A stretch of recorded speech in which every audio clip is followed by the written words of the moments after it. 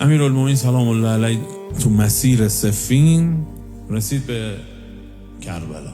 میگه فلما نزل به نینوا و هو شط الفرات، رسیدن به نینوا که این در واقع حریم رود فراته. قال به اعلی صوته ابن عباس، یهو دیدن حال امیرالمومنین تغییر کرد. حضرت عادی صحبت میگه، یهو دیدن بلند حرف زد، انگار که یه هیجانی در حضرت هست، با صوت بلند فرمود ابن عباس اتعرف هذا الموضع، میدونی اینجا کجاست؟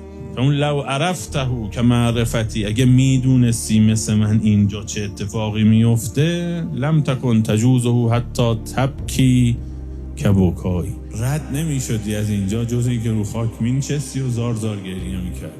بعد شروع کرد حضرت گریه کردن. فبکا طویلا. امیرالمومنین باید از مرحب و عمرو ابن عبدود شنید. امیرالمومنین کیه؟ امیرالمومنین از اون رزمنده های دشمن که میگفتن مرگ سرخ داره میاد، قابض الارواح کنارش ایستاده، شمشیر میکشید، همه فرار میکردن. بعد از اونا دید اون هیبتو، دیدن نشست رو زمین شروع کرد گریه کردن. هنوز خبری نشده که. فبکا طویلا حتی خضلت لحیته، انقدر گریه کرد محاسنش خیس شد. و سالت دموع علی صدره، اشک مبارکش به سینه‌اش ریخت. انقدر گریه کرد از محاسنش گذشت. چقدر گریه کرد؟ یعنی انقدر گریه کرد که از محاسنش گذشت، رو سینه مبارکش دیدم چکه چکه همینجوری اشک مبارک حضرت رو سینه‌اش ریخت. و بکینا معه، ما هم نمیدونستیم که چیه، ما هم گریه میکردیم.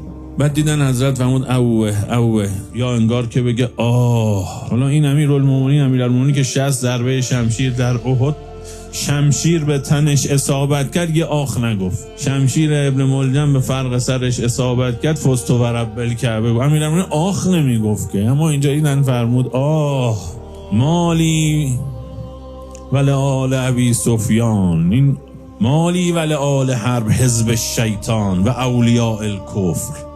دیدیم امام امیرالمومنین همونجوری که داشت اینطور گریه میکرد، برگشت رو به امام حسین فرمود صبرن یا ابا عبدالله فلقد لقی ابوک مثل الذی تلقا، بابات هم یه چیزایی مثل اینایی که تو دیده. یعنی اگر تو احساس کردی نگرانی برای ناموست، یه روزی بابات هم یه روزی اینا رو چشیده. میبینید ما از خاطرات عبادات اهل بیت تماشاچی هستیم، بیخبریم، ولی به گریه به سید الشهدا میرسه ما روشن میشیم. برای همینم استرس داره ماه محرم. یعنی یا ابا عبدالله این محرم اگر من بیچاره نتونم به تو برسم چه کنم؟